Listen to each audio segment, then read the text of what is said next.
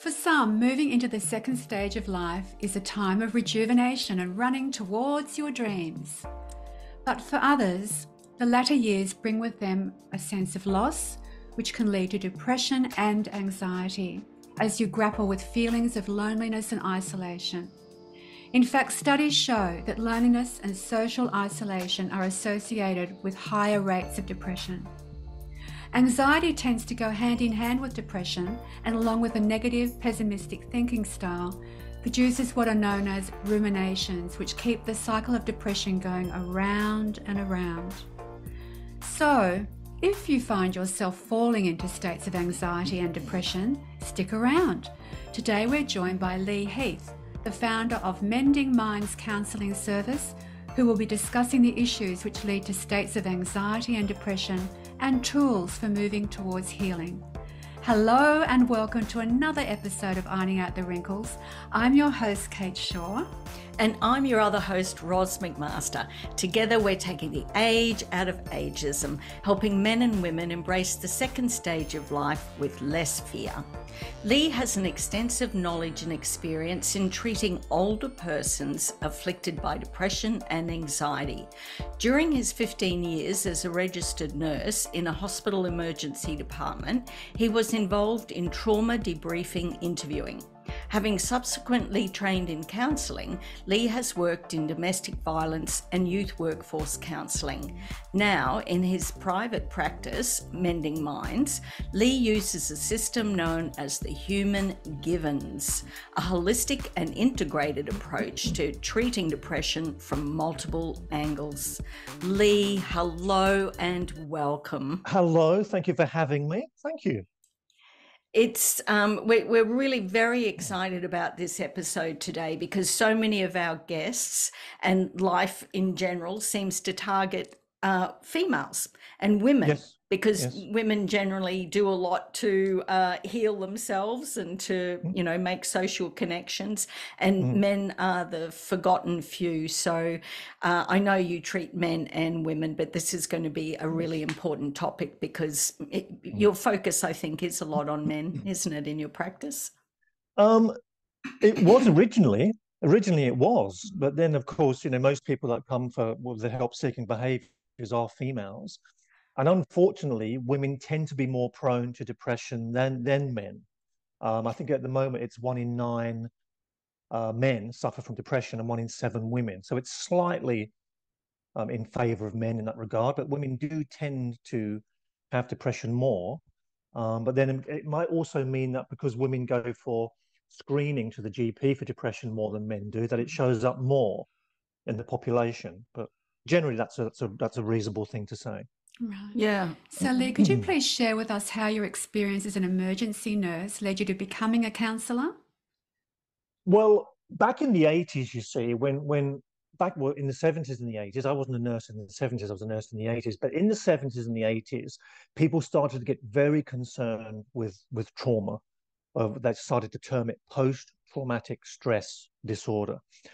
And in the 80s, they came up with these models that they called trauma debriefing theory, where if somebody had trauma, if you debrief them within a reasonable amount of time that they'd been traumatized, they thought that it would stop it leading to full-blown post-traumatic stress disorder, which at that time, they didn't really have any universal methods that would really cure depression or take that traumatic response out of the body. Now, at that time, EMDR, eye movement desensitization regulation, when you've seen the thing when they wave the fingers in front of the eyes.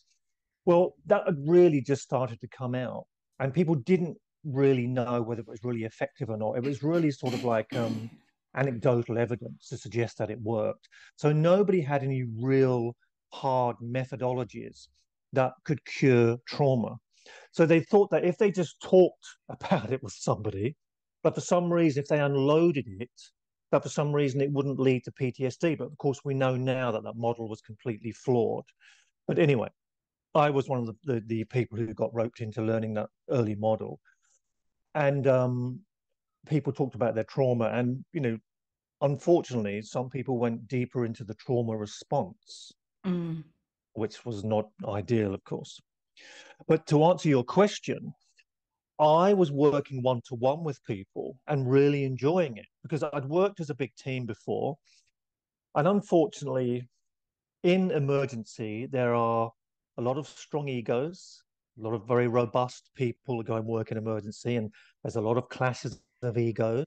And I started to realize that, I actually quite like working with people one to one and sort of, I've had my years of doing that sort of stuff. So I realized that I really enjoyed working with people one to one.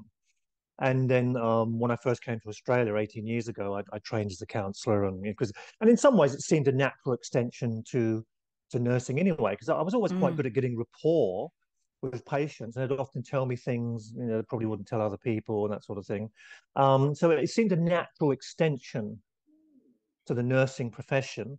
And I realized from doing the trauma debriefing that I was very happy working one-to-one with people. And in some ways, it took you out of the politics in the department, because hospital politics can be quite brutal at the best of times. So it took me away from all that. So yeah, that's really how that all started. Okay. And so if we get back to the main topic, what are some of the main reasons an older person seeks your assistance? And Okay. is it, well, I think we were already mentioned, it's not actually as many men as what it is women, and that still remains today. It does. Well, it's interesting because the reasons why people come to see you in the older age group are typically bereavement. They know that you specialize in depression, but they come with you and they sit down, but it's not what they come out with initially. They come out with, they're talking about bereavement, they're talking about grief and loss.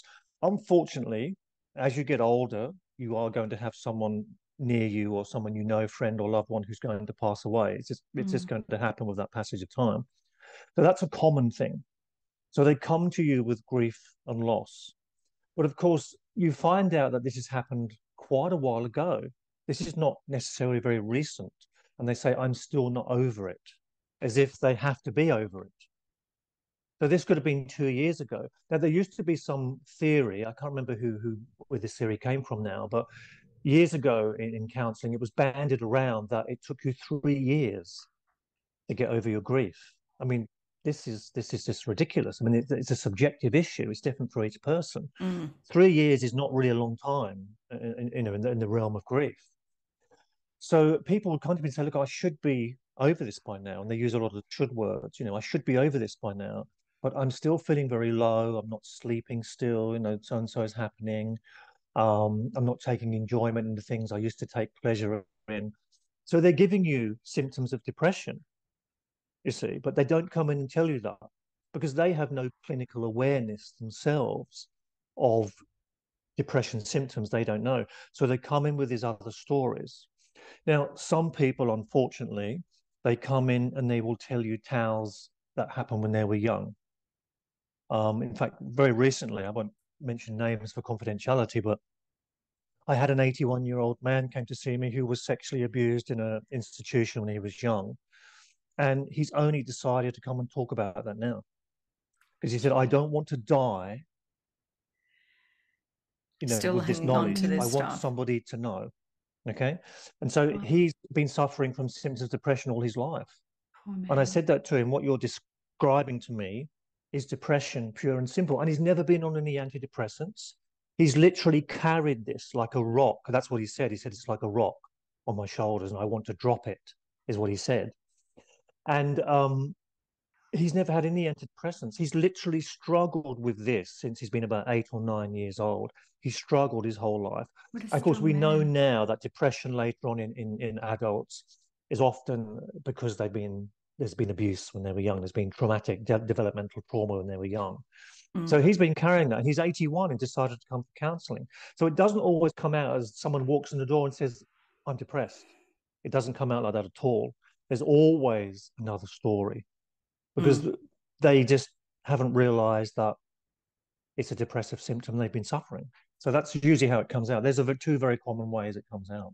Yeah, Do you find you see anyone who's depressed after they have retired or moving towards retirement? Because that's often what leads to depression in an older age group as well, isn't it? Yes, sometimes you find that if people don't have the financial resources that they think that they are going to have, the superannuation gets hit, or they look at it and they don't have enough, or a partner dies and there's a wage earner who's missing, and suddenly their financial resources have gone right downhill. They will sometimes feel quite low about that, but that can really impact on people very much so. In fact, there are financial counsellors here in Queensland are you guys in Queensland? Yes. Yeah. You're in Queensland, you're in state, yeah. Mm. So we have financial counsellors in Queensland, and almost a third of the people that go to see them, because they leave it too late, you see, then they're in debt, they have symptoms of depression, so they get referred back to the GP, who then refers them to someone for counselling. So that's quite common. So they say about a third of people who turn up, they Yeah. leave it too late. They don't nip it in the bud. They leave it so late, it builds up and blows up in their face, and then they And get do you depressive find symptoms as well. their identities as well changed? Where they were actually a postman or whatever, and now they're not anything because they've got no That hobbies? well, that generally happens if people haven't planned for retirement, Mm. but that generally happens more with men if they've been made redundant. There's a risk that if men don't get back into employment within 6 months, that they can become depressed. And again, they don't realize it. They have no clinical awareness of the symptoms. They think they feel down because I haven't got a job, or I'm not as useful as I used to be. That kind of thing Yeah. happens. But Well, we know that that, actually. Oh, sorry, go on. sorry, no, that's okay. No, I was just going to say that. So, look, we shouldn't generalize about cultures, of course, not because there are lots of career women around as well, of course, but men very much find their identity through their career. Whereas for a lot of women, their identity is spread. They think of themselves as maybe a wife, a mother, a friend, a sister, a confidant, that sort of thing. Whereas a lot of men, particularly from the older generation, they strongly identify with their career as being who they are. That's Yes, where they the derive their provider. sense of self from. Yeah. Exactly. And when that's gone, when that's challenged in the way that redundancy would, then if that goes on for too long, they can start to lose their identity. And that is also, a strong indication that people are going to get depressed if they lose their sense of who they are. Mm. You've worked extensively with trauma clients. How do effects Mm. of trauma, PTSD, manifest in the second stage of life if left unaddressed, and how does it affect their health?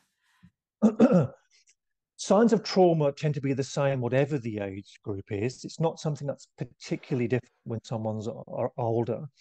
But people feel shame, they feel guilt, which is a strange thing when trauma's happened to you and it's not your fault. But many people suffer shame, they suffer guilt, they suffer hypervigilance, particularly veterans.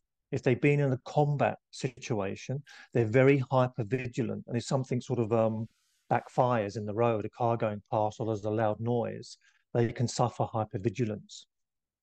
People don't feel safe in their bodies, and they don't know how to regulate their nervous system, because that's a skill that should be taught to people, but it's not.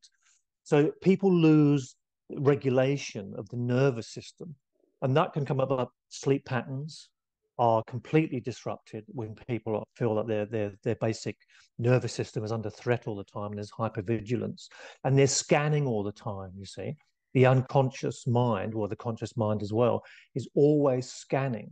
Like for you and I, going to the shops. Okay, well, when I used to live in the UK, I could walk to the shops. Perhaps I can't here, but I used to be able to walk to the shops when I lived in the UK. So walking to the shops can be a pleasurable activity for you and I.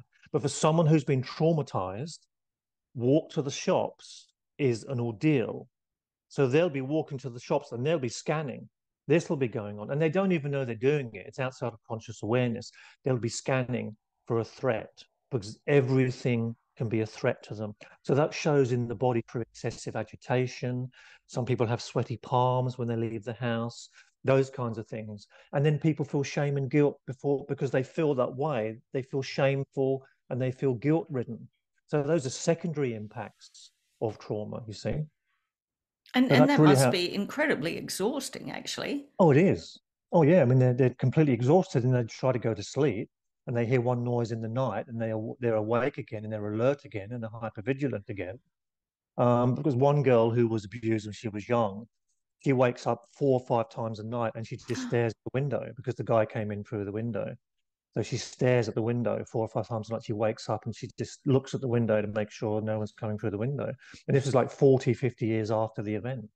So it Wow. never Well, leaves you. you had a similar one, didn't you, Kate? Yeah. Oh dear, what happened there? Oh, I think I might have mentioned it. I was 19 or 20 and I was walking home from in a dark street in Melbourne. It's very dark in winter at that time, Yes. and I actually was aware of someone in the distance, and the next minute I heard some short, sharp steps and a knife blade in my cheek Oh my and my Lord. arm in a arm lock, so I couldn't move. And it's funny, I didn't even think of screaming, and I didn't believe it because I've got three brothers. Mm, I was, I spoke like I think I said nick off. I don't even speak like that, but for some reason he ran away. I don't know why, like he'd seen a ghost or something. I don't know why he ran away, but he did. And there was a woman stabbed in the next week in the next street parallel to mine. And that was 50 years ago almost. And today I cannot bear anybody walking close to me. The hair on the back of mm, my neck and my arms mm. stand up. And yeah, so it's with me still, even though I Because thought I it got through. becomes imprinted, you see. It's what we call an imprint Right. experience and becomes imprinted on your nervous system. And your nervous system, in some ways, your nervous system wants to learn that, deliberately wants to learn it so that it can keep you safe from any threat in the Oh, future. So defense this is a mechanism. Right. defense mechanism, of course, Yeah. Mm. which feels appropriate. It's appropriate in some ways. I mean, it's Yeah. obviously not going to make the rest of your life function well, but it wants you to learn that so you can avoid that threat in the Mm. future. But of course, it overcompensates. Yeah. Yeah. So, And but besides trauma, for people who haven't had trauma, but like you were saying before, have, experienced grief and yes. just general depression, Mm. what might be the signs that they're suffering from depression or anxiety and not know it? And what kind of language might they be using that would alert someone else to the fact Yeah. that Yeah. Well, there's going back to my depression? previous point, they never use the language. Well, that's not true. Occasionally, you might get someone who's switched on. Occasionally, you do. Someone comes and says, "Look, I think I'm depressed. I've Googled all these symptoms and, that sort of thing." But for the majority of people, they never come in and say that. They say things like, just not sleeping very well. I'm kind of, I don't know, I'm feeling out of sorts. My colleagues at work say I'm not the same as I usually am. I'm not sort of, they usually have a laugh with me and I'm not feeling like I want to have a laugh anymore. And there's a bushwalking group I go to. And I used to go bushwalking every weekend and they're calling me and saying, why aren't you coming on the bushwalk this week? And I say, oh, I just don't really feel like going this weekend. So they come in and say those kinds of things. They never come in and say, I kind of suspect I'm depressed. Or the men will use the sadness word. Men will come and say, I don't know, for some reason I'm just not feeling myself. I'm feeling like a bit sad, feeling like a bit down. And you say, oh, what's happened? So I got divorced last year, I'm not been feeling the same since. So they say these kinds of things. And of course, you don't want to jump in and say, well, you're depressed. That's not what you do. But, you have to gently unfold that. And include the GP and that kind of thing, get them to go and see the GP because obviously I can't diagnose depression. Only a medical practitioner can do that, but you need them to go and have someone sort of authoritative say, you're depressed. You need that. You need someone to break that to them. It's not really up for me to say that. I can Mm. unfold it gently and I can sort of say, there may be signs and symptoms of low mood. Let's see what your GP says. So you have to do it that kind of way. Yeah, and I guess a So lot of times they would present to the GP first, wouldn't they? And then the GP would refer sometimes them they to do. you. Yes, sometimes they Yeah. do. Yes, but you'd be surprised how many people don't, because men just have such poor help-seeking behaviors. And again, I Yeah. don't want to generalize about genders because what we're seeing now is that we are seeing more men go for counselling, and the pandemic, in a way, really helped to push that agenda out there. There are a lot of men who were affected by COVID because it ended up killing more men than it did Gosh. females Mm. because the testosterone has something to do with locking the virus in Gee. the body in men. Wow. And And so that was are we talking older men here or men across the board? men across the board. Yeah, I mean, an older man is likely to have some sort of physical ailment. That's not going to help them if they had COVID. It's not going to help them, of course. But many men realized in that pandemic that I think I need to go and get some help with my mental health. Which is So in good. some ways, that was a good thing. I mean, sometimes these things have a silver lining, if you can call it that. So that has pushed a lot of men to go counselling, and counselling organisations around the country have noticed an uptick in men seeking counselling, which is good because the message is getting through. Yeah, that's fabulous. So, Yeah. like life serves us a lot of curveballs. Mm, And mm, so we mm, often have bouts of depression that are very mm, temporary. At what mm. point would someone know that, hey, I need to get help now? If you're not taking pleasure in the things that used to bring you joy, if your mood is so low you've reduced your eating and you've lost weight, if you feel like in the morning you simply have no energy and no motivation because your sleep patterns are poor, and there's a reason for that actually, which I like to mention, which I actually think is quite important. The reason why, because depressed people feel very guilty about this. They feel very guilty why I've never got any energy and I'm not motivated. And just the point I just want to say here, Ivan Tyrrell, who's a psychologist in the UK, he's done some research on the reason why we dream. Okay. And one of the reasons why we dream and have REM sleep is because if you have something happen to you during the day that's negative and it has an emotional impact on you, you have REM sleep because the REM sleep breaks up any emotional charge that your body and your mind has taken in during the day. But it doesn't necessarily mean a big thing. It could mean someone's cut you off at an intersection and suddenly you have a fright. And when you dream, the REM dreaming stage breaks up that emotional charge that your body's taken in. Okay. Mm-hmm. Now, because that doesn't happen for very long, it's only a few minutes of each night, most of your night's sleep is taken up by what we call deep, slow wave phase of sleep. So in the morning, providing you've had your 7 or 8 hours, when you wake up in the morning, you've had adequate amount of slow wave sleep. So you get up and you feel energized again. Now, depressed people, they have what's called ruminations. And again, a lot of depressed people don't know that they're ruminating. Now, ruminating is when a negative thought goes on in the mind and it goes over and over and over. My friends didn't call me. I know they don't like me anymore, or they're fed up with me at the moment because I'm feeling low. So this goes on.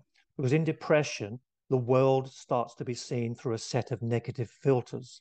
You have a negative perception of the world. So that reflects in your thoughts. So your thoughts become very negative, which we call ruminations. So there's lots of those during the day.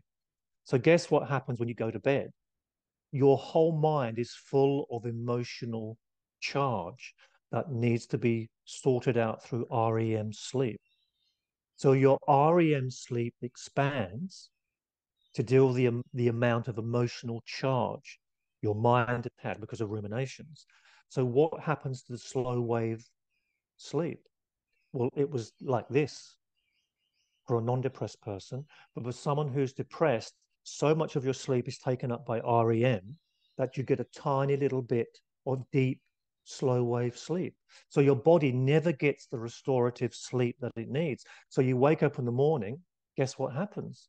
You're You're exhausted. absolutely exhausted, Mm-hmm. which leads to low motivation, and the cycle of depression starts again. So that's how that cycle is kept in motion. At least one of the things, isn't it? It's kept in motion by that all those ruminations being dealt with by REM sleep, compressing the restorative sleep phase that you need. And if that didn't happen, well, then people would be energized the next day and be motivated, and they'd be able to fight the depression easier. But then they can't fight the depression because they're too, excuse my language, knackered. Yeah, Yes, that's a yes. good segue Basically. for asking the next question to you, Lee.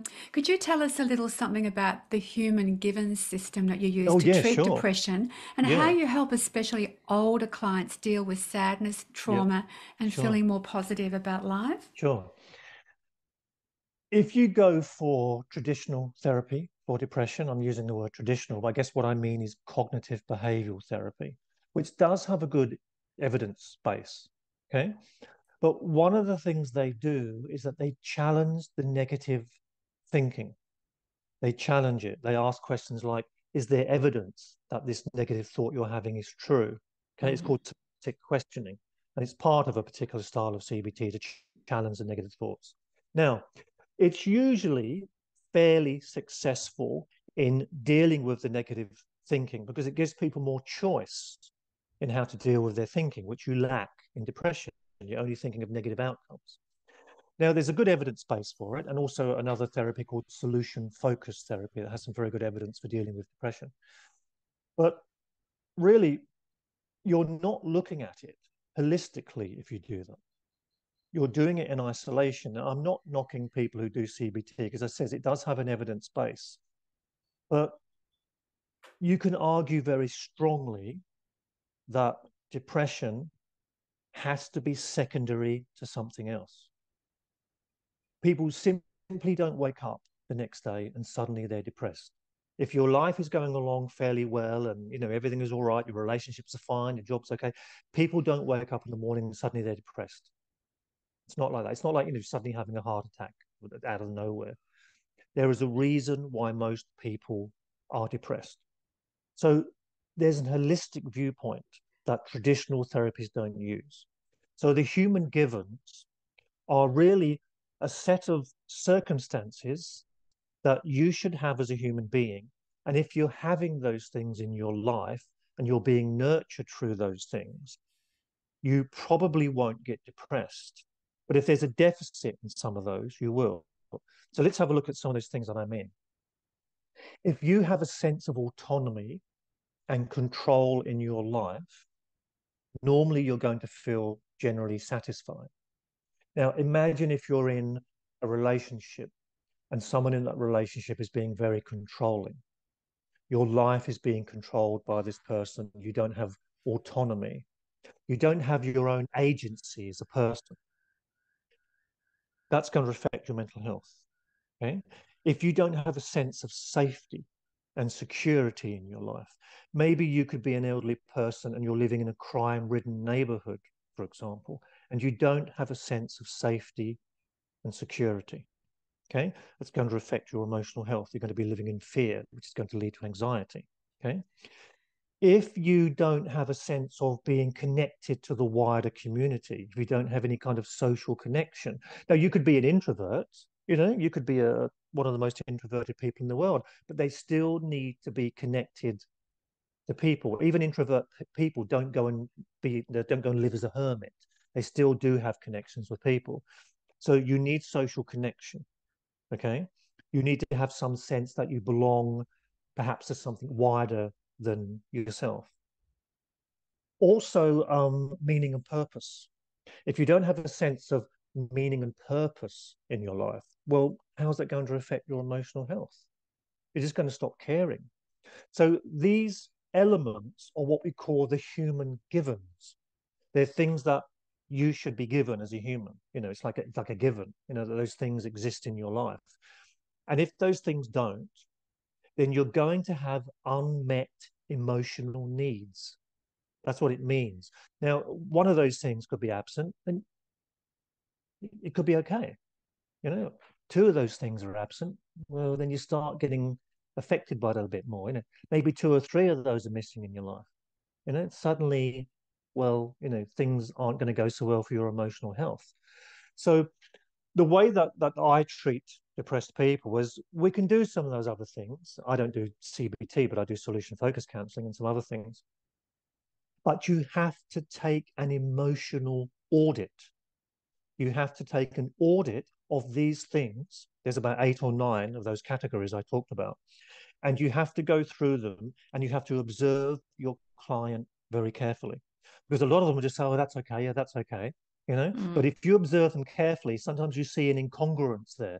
And you have to say, oh, I know you said that was okay, but I actually noticed that your non-verbal reaction was a bit different. Yes. So then you start to unpack that, and then you find out some of these needs aren't being met. And I mean, if you think about it really, how can you treat depression and not have a conversation about how they got to be depressed? But a lot of these traditional therapies have been doing that for years. They've just been thinking, oh, we'll get rid of this person's negative thinking style and everything will be okay. Yeah, but what about the cause? What about That that makes cause? sense. What Yeah. about when they leave therapy and they're going to go back to a system where that unmet need is still going on? Yeah. I mean, you can't do that. I mean, Yeah. and the thing was, you see, is that a lot of these early studies that were done on cognitive behavioral therapy were done in pristine conditions. Well, they did it in university where people didn't come from broken homes. They didn't come from a crime a riddled estate, anything like that. They had a good education, they had good relationships at home, and they did this CBT with them, and there wasn't any relapse. But then when they started doing it with people who came from systems that were, not very healthy, shall we say, and put them back into that system, guess what the system did? It bit them back again. So it might have taken their negative thinking style away for a while, but when they went back into that system, it just bit them again because there are unmet needs that weren't addressed when they went back into that system. So it's a kind of like a systems approach, does that make? I'm using the word holistic, but it's kind of like looking at that person's system to see what's going on that's maintaining this depression or what's caused this depression in the first place. And that kind of sort of case formulation or auditing their unmet emotional needs must be done. Well, we So totally that's get really it. the approach. Yeah. Yeah, we totally get it, because that's what the whole podcast is about. All those givens that you mentioned are what studies have shown lead to depression and ill health and so many Yes. other things as people move into the second stage. But I mean, there's stages that people go through every part of their Yes. life, but especially the second stage of life. Those Yes. givens have to be given attention. Oh, yes. Yeah. Yeah. I mean, people come to counseling because one of those needs to be replaced. And sometimes, you just need to sit down. Like someone might say, look, I don't have social connection because my husband organized all that stuff for us. He organized our social life for us. And now he's died and there's no link to the social life, you see. So, and that person might be shy as well. So next you're Yes. dealing with shyness in the counseling. You're dealing with, well, how do we get that link back? Because sometimes it's just sort of going through practical ways that you can actually help that person to reestablish, albeit in a different way, what they had before. So it's not always using a sort of a therapeutic technique. Sometimes it's just going through practical ways of getting those needs met again. Yes, So, and the so that's, depression is a symptom of something else. It's like, of well, course, they say the same thing about anger. Anger is the secondary emotion. of Trigger. course. Someone isn't just an angry Yes, person. Something yes, Triggered yes. it. is leading to that anger, So and that's it's a what you have to very, get to. yes, it's a very fair thing to say that depression, almost in the majority of cases, is secondary to something else. Now, people can be genetically predisposed to depression, Mm. yeah, but there still has to be something that triggers that genetic predisposition. Mm. So that's why you have to do that. It's a holistic, is that a good word? It's systemic. That's probably a better word to use, a systemic approach I know to this is treating probably depression. hard for you to answer, but how long Yes. usually does therapy take before someone can expect Yes. to see changes, and what are the determinants to that? Okay. Let's give you a research answer, and then I'll talk about what really happens in real life. Okay. There was a very big study done in Finland at the University of Helsinki. There's an outpatients department there, and they looked at 1,200 people who had symptoms of depression that were mild to moderate, as measured on a very well-known depression scale called the Beck's depression scale, named after Aaron Beck, who developed CBT. And it's a very robust and well-known depression scale. So you go through a series of questions. And if you've got mild to moderate depression, if you had serious depression, you'd probably be hospitalized, you see. But an outpatient would have mild to moderate. So they went to see the solution-focused counseling practitioner. And 82% of them actually reduced their symptoms of depression within 4 visits as remeasured on the Beck's depression scale. So that's how you measure if it's been reduced. So solution-focused questioning or solution-focused counseling directs the person out and away from the depression to where have things been a little bit better? And then you build up on that. Okay, so it's a very, very good therapy for depression, solution-focused counseling. So that was what the research shown. Now, of course, those people in the study are known as a cohort. And a cohort means that they're very similar people. They were similar ages, similar backgrounds, all that sort of thing, sort of known as the cohort. In real life, you don't get a cohort walking through the door. You get a complete mix. You get people from all kinds of cross population. You get all kinds of people. So younger people, for some reason, tend to respond to counseling a little bit better than older people. There's a little bit of research on that. It's a bit flimsy, but there's a little bit of research that suggests that older people just get set in their ways and don't want to engage in anything new. That's not been my experience. But you get a lot of different people come to see you. And the problem is in counseling is getting people to engage with you. Now, your job as a counselor is to form a therapeutic alliance. It's to form some sense of rapport and trust.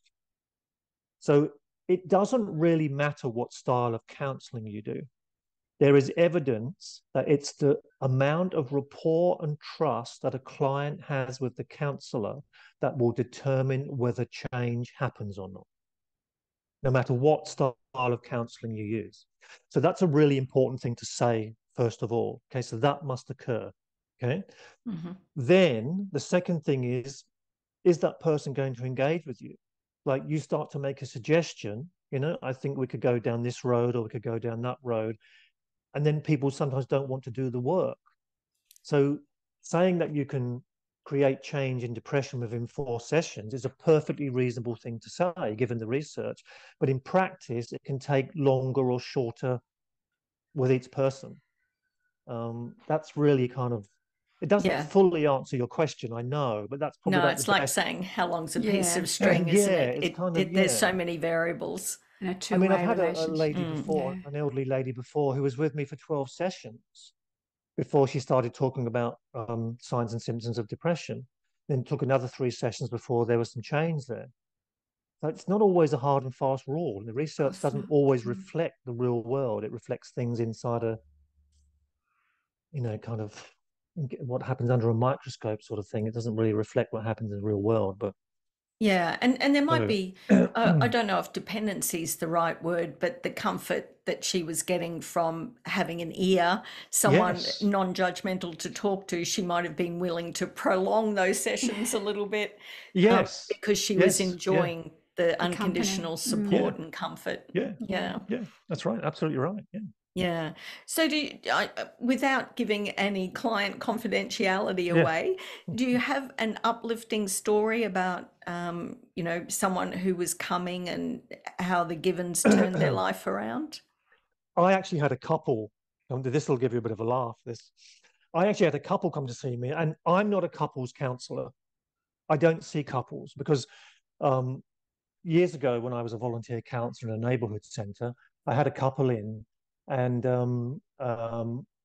they started shouting at each other.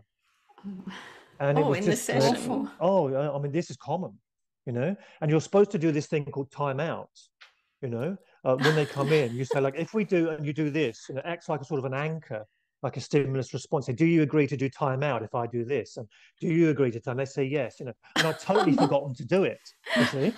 I totally forgot to do this timeout. So of course they're yelling at each other, and I'm going, hang on, I haven't done that bit. I forgot to do that. So they're yelling at each other, and of course, and sometimes dreadful things come out, which I'm not going to repeat here. They yell dreadful things at each other and all this sort of thing, and my mother warned you about you and all this sort of thing. It did. Good for her. She should have listened. And all this sort of stuff comes out, dreadful things, and I didn't know what to do. So anyway, I never saw couples after that. But this couple came to see me. One was 62 and one was 61. Very nice couple, very quiet couple. And they started talking about the fact that they had lost joy in life. Some of their friends had passed away. They used to go to these bridge meetings, and they couldn't anymore because some of their friends had died. So they realized that they were feeling a bit low. And I said to them, you're still relatively young, I mean, as it is in the early 60s. And I said to them, I think you should go to see your GP and all this sort of stuff. And I said, but look, what do you really want from life now? And they said to me, we want to ride Harley Davidson motorbikes. And I said, sorry? They said, we want to ride Harley Davidson motorbikes. And I sort of said, okay, all right. I said, are you serious? And they said, yes. I said, okay. I said, do you know they're very expensive? And they said, yes, but we've got reasonable superannuation. We're not poor. We're not well off, but we're not poor. I said, okay, all right. So I worked with them for I think it's about 8 sessions I worked with them. And they are, to this day, riding Harley Davidson motorbikes. And they're in the late 60s. And they're, well, happy I enough. think they are. Yes. I mean, I suppose that, yes, but they're riding Harley Davidsons and that's what they wanted from counselling. So they got it. Yeah, they just needed to find a common interest to bring them back and connect when they've got a again. crash helmet on and they're driving down the road, nobody really notices. But they stop at these places where these bikers go and this sort of thing, because there's some Christian chapters that who do these ride on these Harley Davidson Christian chapters. They all look a bit mean, but apparently they're really nice people, And they go up there to this place up at Mount Glorious, Mount Glorious, somewhere like yes. that. They go up there, and they go up there. Of course, they take their crash helmet off, and they look like they're in their late 60s, and everyone's sort of, yes, doing this sort of thing. So that was a particular story that that doesn't happen all the time, but that one had a happy ending. So that's nice. They're driving into the sunset. Oh, I like that vision. Yeah. So Lee, what's on offer currently through your services? I know you do online counselling, but I also believe you've published a self-help book called How to Really Cure Depression. I published a book called How to Really Cure Your Depression. And there's a couple of things in there I want to talk about quickly if we've got time. Yes. That's got a lot of evidence-based strategies in there. There's no mumbo jumbo in there. Okay, it's got a lot of evidence-based strategies, and I'd like to share one with your listeners. Yes, please. Because this is a very interesting one. I never knew this myself till about 6 months ago. Did you know that fish oils are a very potent agent in treating depression? Oh, in fact, I didn't know in America, there's some research showed that the fish oils, taking not the standard one capsule, was actually as effective as the leading American antidepressant. Wow. Now, they've even done a big meta study on it, which is where they look at all the studies done in the world on fish oils and depression, and they've collated them, and they've made a statement that fish oils definitely has a therapeutic effect in depression. Now, the reason why is because serotonin and dopamine, 2 very important neurotransmitters in your brain, are depleted in depression. And to a certain extent, antidepressants bring those up a little bit, but they can wax and wane depending on which antidepressant you take. Now, fish oils increase serotonin and dopamine. And also they reduce inflammation in the brain. Now, about 6 years ago, professor of psychology, Professor Edward Bullimore, he published a book, a very important book called The Inflamed Mind. And in the book, he gives his research that inflammation in the brain is also a massive culprit in causing and maintaining depression. Wow. And fish oils reduces that inflammation. How much do you need to take? Well, to take it now. So standard fish oils, it's difficult for standard fish oils to cross the blood-brain barrier, which means getting from the bloodstream into the cells of the brain. Krill oil does it much better, which is also a fish oil. Now, if you take the 1 capsule on the bottle, forget it. You've got to take 2 or 3 of those, okay? Now, there's a slow buildup of serotonin and dopamine. Whereas if you take an antidepressant, it takes about 3 weeks. With fish oils, it can take 4 to 6 weeks. You probably need to take about 3 capsules a day. Won't do you any harm. So 3 capsules a day, 4 to 6 weeks, you will find that people will get, not everybody in the studies did, but enough of them did get some relief for them to say, this is working for a lot of people. You will get some relief from your depressive symptoms. Fish oils, very, very good. Very, very good. And a quick caveat: if you're taking blood thinners, probably don't go the fish oil route, because fish oils can thin your blood as well. So it's probably not a good idea if you're taking blood thinners to take fish oils. It could be contraindicated. Yes, So, and well, of course, for older people too, and because if you're going in for any surgeries, they always ask if you're taking alternatives. So they would definitely want to know if you were taking fish oils too. 3 weeks before, if you're having surgery, even minor surgery, 3 weeks before, you should stop them, because you'll get some excessive bleeding, which is going to complicate things for the surgeon or whoever's doing the So is there anything else that people can take? Yes, to go back from the book, so there's a lot of holistic strategies in there. If you go to my website, I'm giving away, there's about, I think it says I'm giving away 2 chapters, but when I counted it, it were actually 3 chapters. So you get three chapters of the book. For free. Wow, that's generous of you. Thank you. But there's a link to purchasing your book on the website as well? I haven't put that in yet. No, I haven't even put that in yet. Julie. No. But people can have the free, but it's on Amazon. So if you search for the title on Amazon, it is on Amazon. Amazon.com.au it's on. So if you search for it, it'll come up on Amazon. I'll find it on Amazon, and I'll put the link to it on the bio. And while we're talking about supplements, at the moment I'm writing a book on supplements that can help depression, only ones that have an evidence base, because there's another one called N-acetylcysteine that is very good in helping depression. It's very good. It stabilizes bipolar disorder. It stabilizes symptoms of schizophrenia, and it is a very, very strong anti-inflammatory in the brain. So people who are depressed should take N-acetylcysteine. And if you Google ashwagandha and depression, there's research on ashwagandha for depression, helping depression symptoms as well. Wow, okay. That's really informative. Thank you for that, Lee. Well, Lee, that has been wonderful and really educational and informative. And I'm sure a lot of people are going to be recognizing them that they're going to be recognizing that they're depressed now and running to get some krill oil. But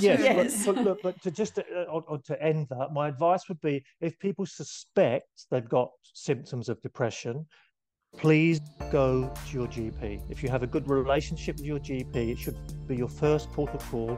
Go to your GP and discuss what's happening with your GP, and they will start, on the road to recovery. And some people say, I don't want to go to the GP because they're going to put me on antidepressants, and I don't want to be. And I always say to them, antidepressants won't cure your depression, but it will allow you to manage it until you see a counsellor, because antidepressants and counselling together help depression more than each one on its own. So together they will help you more. So don't be scared of taking antidepressants. Don't be scared. It doesn't mean you're going to be on them all your life. So don't be scared of that option. If it helps you to recover from depression, hey, take it.